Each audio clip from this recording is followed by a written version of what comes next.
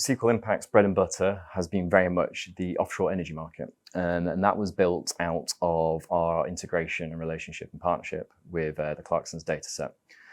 We recognize that the offshore renewable space is one which is growing significantly. So we're aware that that need for insurance is going to be coming into the market. Clarksons have a fantastic data set.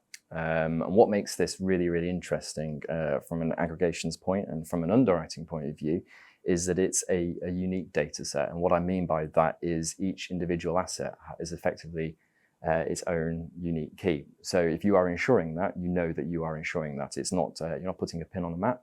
You are saying, absolutely, I can insure this asset. The beauty of the Clarksons data set as well is that the integration that we've built in that space not only enables you to aggregate that and assess your exposures to maybe a tropical storm or maybe a typhoon coming into a port, but you're actually able to use the data from the Clarksons data set to assess the risk because there's multiple data points that you're able to immediately get from that integration.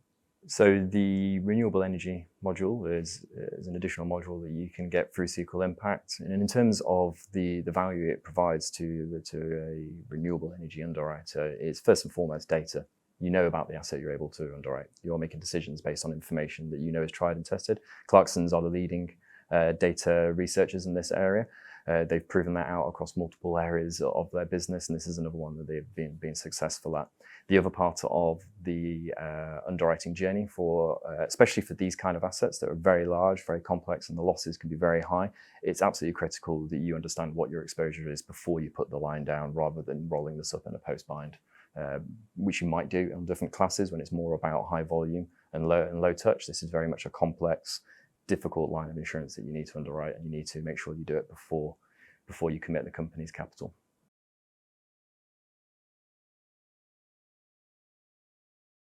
What you can do in Impact is you actually are able to create your own user-defined asset.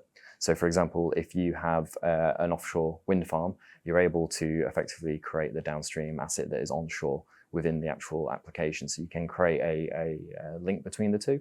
So if you, for example, wanted to understand your aggregation for maybe some sort of BI loss, you're able to aggregate all those wind farms going down to that single point of failure at the beginning, or that's on the onshore piece.